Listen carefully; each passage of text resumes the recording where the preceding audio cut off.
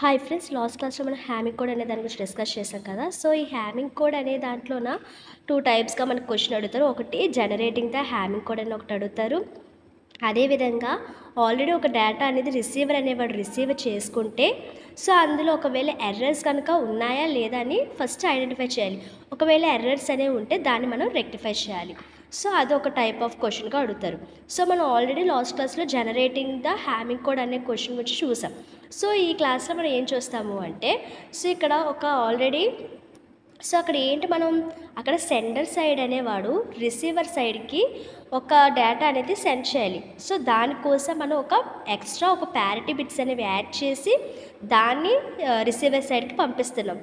ఏదైతే రిసీవర్ సైడ్కి విత్ ప్యారిటీస్తో వస్తుందో ఆ యొక్క డేటాలోన ఎర్రర్స్ ఉన్నాయా లేదా, ఒకవేళ ఉంటే అవి ఏంటి దాన్ని రెక్టిఫై చేయడం అన్నమాట. సో ఈ క్వశ్చన్ అదే మాట. సో మొత్తం ఏంటి, ఇప్పుడు మనకు అక్కడ డేటా ఒక ఎగ్జాంపుల్ చూద్దాం. A bit Hamming code is received as. So ఇక్కడ ఏంటి, ఒక హ్యామింగ్ కోడ్ అనేది రిసీవ్డ్ అయింది అంటే ఇది రిసీవర్ సైడ్కి వచ్చేసింది. రిసీవర్ సైడ్కి వచ్చేసింది అంటే అర్థం ఏంటంటే ఈ యొక్క డేటాలోనే ప్యారిటీ బిట్స్ కూడా కలిపి ఉన్నాయి. మనం ఇంక ఎక్స్ట్రా ప్యారిటీ బిట్స్ అనేవి తీసుకోవాల్సిన అవసరం లేదు. ఒకవేళ జనరేటింగ్ ద హ్యామింగ్ కోడ్ అంటే ఏంటంటే అది ఇంకా సెంటర్ సైడే ఉంది. ఆ సెంటర్ సైడ్ ఉన్న దానికి ఎక్స్ట్రా ప్యారిటీ బిట్స్ అనేవి యాడ్ చేసి అప్పుడు దాన్ని మనం రిసీవర్ సైడ్కి ఇంకా పంపాలి. ఓకేనా. సో అదొక టైప్ ఆఫ్ క్వశ్చన్ అయిపోయింది. ఇప్పుడు ఈ టైప్ ఆఫ్ క్వశ్చన్ ఏంటంటే రిసీవర్ అనేవాడు ఒక హ్యామింగ్ కోడ్ అనే దాన్ని ఆల్రెడీ రిసీవ్ చేసుకోవడం అయితే అయిపోయింది. ఇప్పుడు అస్యూమ్ ఈవెన్ ప్యారిటీ. సో ఇది ఎందులో చేయాలంటే సో 2 టైప్స్ ఆఫ్ ప్యారిటీస్ అనేవి ఉంటాయి. ఒకటి odd parity, next even parity అనేది ఉంటుంది. సో ఈ క్వశ్చన్ దేని మీద అంటే ఈవెన్ ప్యారిటీ మీద అడుగుతున్నారు. Even parity and state whether the received code is correct or wrong. So ఇక్కడ ఏం చేయమంటారంటే రిసీవర్ ఏదైతే రిసీవ్ చేసుకున్నాడో ఆ కోడ్ అనేది రైటా రాంగో చూడమంటారు. అదే కదా. సో నెక్స్ట్ ఏంటి, if wrong locate the bit in error. అంటే ఒకవేళ రాంగ్ అయితే దాన్ని కరెక్ట్ చేయండి అని చెప్తున్నాడు, అంతే క్వశ్చన్. ఓకేనా. సో లాస్ట్ క్లాస్లో చేసింది సెండర్ సైడ్ రిసీవర్ సైడ్కి ఎలా పంపాలి, ఏ డేటాని పంపాలి. సో ఈ క్లాస్లో మనం రిసీవర్ సైడ్కి వచ్చేసిన డేటాని సో ఇప్పుడు మనం అందులోనే ఎర్రర్స్ ఎలాగా ఐడెంటిఫై చేయాలి, ఎర్రర్ ఉంటే కనుక దాన్ని ఎలాగ రెక్టిఫై చేయాలి. ఓకే. సో ఇక్కడ చూద్దాం. మనకి డేటా అనేది ఏమి ఇచ్చారు, 10110111 అని ఇచ్చారు. సో ఇక్కడ మనకి ఎన్ని 7 నెంబర్స్ అనేవి ఉన్నాయి. ఈ 7 నెంబర్స్లో కూడా మనకి ప్యారిటీ బిట్స్ ఏం తీసుకోవాలి, డేటా వాల్యూస్ ఏం తీసుకోవాలి. అవునా, మనం ఇక్కడ ఎలా తీసుకున్నాం, P1 P2 P4 అనేవి ప్యారిటీ బిట్స్గా తీసుకున్నారు కదా. మరి ఇవి ఎలా తీసుకున్నారు అనే డౌట్ మీకు రావచ్చు. సో ఒకసారి మీరు లాస్ట్ క్లాస్ కనుక చూసుకున్నట్లయితే P2 to the power of P2 to the power of 0, 2 to the power of 1, 2 to the power of 2 ఈ వాల్యూస్ అనేవి ప్యారిటీ బిట్స్ అవుతాయి. ఓకేనా. So 2 to the power of 0, 2 to the power of 1, 2 to the power of 2, ఇంకా length అనేది 7 కాకుండా ఇంకా ఎక్కువ ఉంటే అప్పుడు 2 cube, 2 to the power of 4, 2 to the power of 5. So ఈ వాల్యూస్ అన్నీ కూడా తీసుకుంటాం. 2 to the power of 0 అంటే వాల్యూ ఎంత, 1. కాబట్టి P1 అనేది ప్యారిటీ బిట్ అంటే 1 దగ్గర parity bit. Next 2 to the power of 1 అంటే 2 కాబట్టి 2 దగ్గర ప్యారిటీ బిట్. 2 స్క్వేర్ అంటే 4 కాబట్టి 4 దగ్గర ప్యారిటీ బిట్. ఓకేనా. మిగతావన్నీ ఏమవుతాయి, ఈ 3 ప్యారిటీ బిట్ అయితే మిగతావన్నీ కూడా ఏమవుతాయి అంటే డేటా అవుతాయి. సో ఆ డేటానే మనం డి అని పంపిస్తున్నాం అన్నమాట. ఓకే కదా. సో ఇక్కడ ఏంటి, మనం డేటా యొక్క నెంబర్స్ ప్యారిటీ ఇదంతా ఓకే ఒక ఫార్మాట్లో తీసేసుకున్నాం. మరి ఇప్పుడు అసలు మన క్వశ్చన్ ఏంటి, ఇచ్చిన డేటాలో ఎర్రర్ అనేది ఉందా లేదా, డిటెక్టింగ్ ఎర్రర్స్ ఎలాగా అంటే ఫస్ట్ స్టెప్ 1. సో మీకు ఆల్రెడీ మనం చూసుకున్నట్లయితే లాస్ట్ క్లాస్లోన నేను చెప్పాను ఏంటి, P1 అనే దానికి వాల్యూ అనే దాన్ని ఫైండ్ అవుట్ చేయడం కోసం ఏం చేస్తామంటే చెక్ 1 బిట్ స్కిప్ 1 బిట్ అని చెప్పాను. అవునా, గుర్తుందా. సో ఈ క్లాస్ అనేది నేను చెప్పేటప్పుడు ఏం చెప్పానంటే P1 కోసం ఇక్కడ 1 ఉంది కాబట్టి check 1 bit skip 1 bit. So మీరు లాస్ట్ క్లాస్ అనేది చూస్తే మీకు క్లియర్గా అర్థమవుతుంది. 2 ఉంది కాబట్టి చెక్ 2 బిట్స్ స్కిప్ 2 బిట్స్. అదే 4 అయితే ఏమని చెప్పాను, చెక్ 4 బిట్స్ స్కిప్ 4 బిట్స్ అని చెప్పాను. అదేవిధంగా ఇక్కడ కూడా check 1 bit and skip 1 bit. So check 1 bit అంటే ఏంటి, 1. ఇంకోటి ఏంటంటే మనం ఏ నెంబర్ అయితే ఫైండ్ అవుట్ చేస్తున్నామో ఆ నెంబర్ దగ్గర నుండే కౌంట్ చేయాలి. మిగతా వెనక్కి ఏ నెంబర్ ఉన్నా కూడా అది మనకు అనవసరం. ఇప్పుడు 1 అని ఉంది. సో చెక్ 1 బిట్ కాబట్టి 1, స్కిప్ కాబట్టి 2 అనేది స్కిప్ అయిపోతుంది. 3 4 స్కిప్ 5 6 స్కిప్ 7. ఓకేనా. ఇప్పుడు ఏంటి P1 యొక్క వాల్యూ ఎంత 1. సో ఇక్కడ మనం మీకు లాస్ట్ క్లాస్లో డిఫరెన్స్ చూసుకున్నట్టయితే P1 అనే వాల్యూ అక్కడ లేదు, మనం అక్కడ P1 అనే వాల్యూని ఫైండ్ అవుట్ చేస్తాం. అదే ఇక్కడ ఏం చేస్తున్నాం, ఇక్కడ P1 అనే వాల్యూ ఇచ్చేసారు కాబట్టి డైరెక్ట్గా ఆ వాల్యూ వేసేసుకుంటాం. ఓకేనా. సో ఇచ్చేసుకున్న తర్వాత ఇది ఏంటి, ఇది అసలు ఈవెన్లో ఉందో ఆడ్లో ఉందో చూస్తామట. సో P1 అంటే ఎంత 1, అదే D3 వాల్యూ ఎంత 0, D5 వాల్యూ వచ్చేసరికి 1, D7 వాల్యూ 1, 1 0 1 1 వచ్చాయి. సో ఇప్పుడు మనకి ఏం కావాలి, ఈవెన్ ప్యారిటీ అని మెన్షన్ చేశాడు. ఈవెన్ ప్యారిటీ అని మెన్షన్ చేశాడు. ఒకవేళ ఈవెన్ ప్యారిటీ అని మెన్షన్ చేయకుండా ఆడ్ ప్యారిటీ కూడా మెన్షన్ చేయకపోతే మీరు ఈవెన్ ప్యారిటీనే చేయండి. ఓకేనా. రెండు మెన్షన్ చేయకపోతే మీరు ఈవెన్ ప్యారిటీయే చేయండి, లేదు పర్టికులర్గా ఏదైతే మెన్షన్ చేస్తాడో అది చేయండి. ఓకేనా. సో ఇక్కడ ఏంటి 1 0 1 1 అంటే ఈవెన్ ప్యారిటీ అంటే ఏంటి, నెంబర్ ఆఫ్ వన్స్ అనేవి ఈవెన్గా ఉండాలి. ఆడ్ ప్యారిటీ అంటే number of ones should be odd. ఇక్కడ ఎన్ని వన్స్ ఉన్నాయి 1 2 3.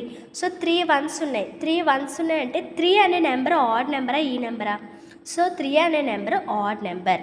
సో ఈవెన్ నెంబర్ అంటే 2తో మల్టిప్లై అవుతాయి, 2 4 6 8 ఇవన్నీ కూడా ఏంటి ఈవెన్ నెంబర్స్. సో ఈ 3 అనేది 2తో మల్టిప్లై అవ్వదు, అంటే ఇది ఆడ్ అవుతుంది. అవునా. సో ఇది ఆడ్ నెంబర్ కాబట్టి మనకేంటి ఇది ఇక్కడ ఎర్రర్ అనేది ఎగ్జిట్ అయింది. అవునా. ఇక్కడ ఏమైంది, ఎర్రర్ అనేది ఎగ్జిట్ అయింది. సో ఇక్కడ P1 దగ్గర వాల్యూ ఎంత ఉంది 1 అనేది ఉంది. సో ఈ 1 వల్ల ఇక్కడ మనకి ఏంటి ఎర్రర్ అనేది ఎగ్జిస్ట్ అయ్యింది. ఎందుకు ఎగ్జిస్ట్ అయ్యిందని ఎలా కనిపెట్టాము, ఈవెన్ ప్యారిటీ అంటే 4 వన్స్ ఉండాలి లేదంటే 2 వన్స్ ఉండాలి. ఇక్కడ 3 వన్స్ ఉండడం వల్ల ఇది ఈవెన్ ప్యారిటీ కాదు కాబట్టి ఇక్కడ ఎర్రర్ ఉంది అని మనం ఐడెంటిఫై చేయగలిగాము.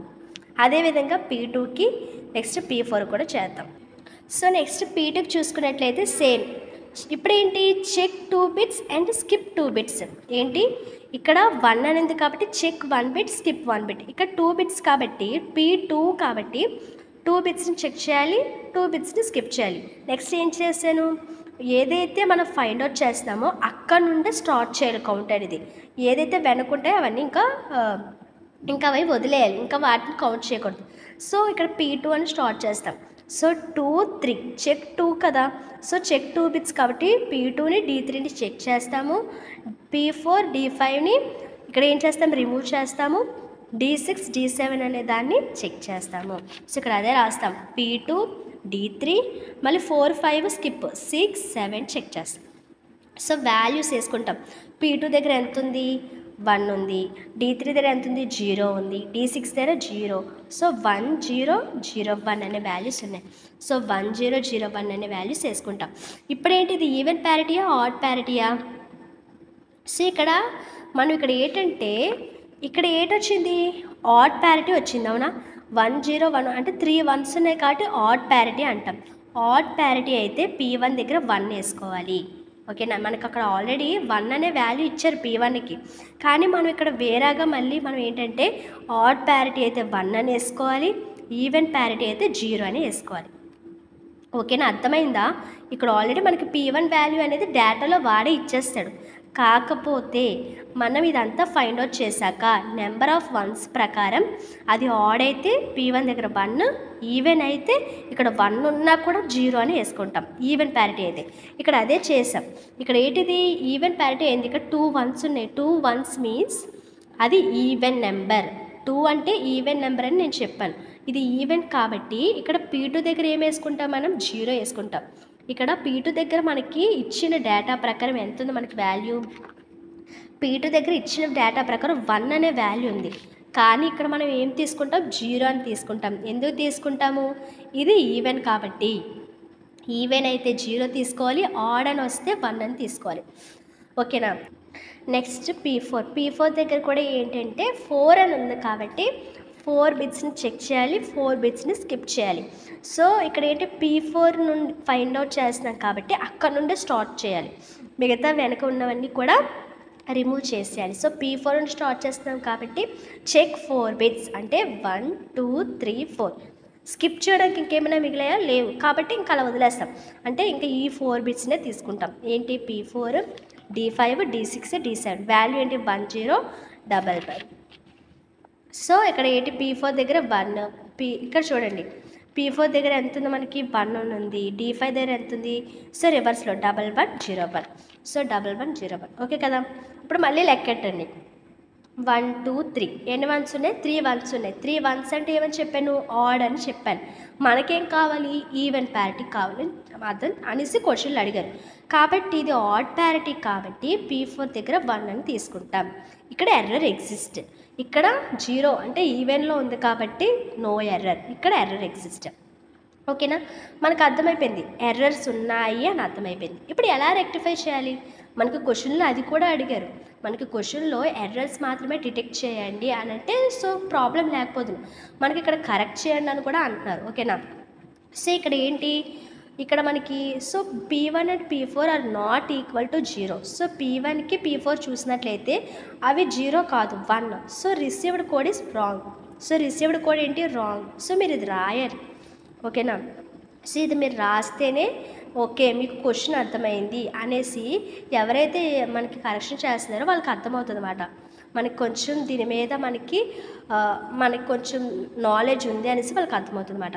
సో ఇప్పుడు కరెక్టింగ్ ఎర్రర్, ఇందాక డిటెక్టింగ్ ద ఎర్రర్, ఇప్పుడు కరెక్టింగ్ ద ఎర్రర్. ఎలా అంటే సో ఇక్కడ P4 P2 P1 అని తీసుకుంటాం. P4 అంటే ఏమొచ్చింది, P4 అంటే మళ్ళీ డేటాలో ఇచ్చిన వాల్యూస్ తీసుకోకూడదు, లాస్ట్లో ఏవైతే వాల్యూస్ తీసుకున్నామో ఆ వాల్యూస్. P4 అంటే 1, P2 అంటే 0, P1 అంటే కూడా 1.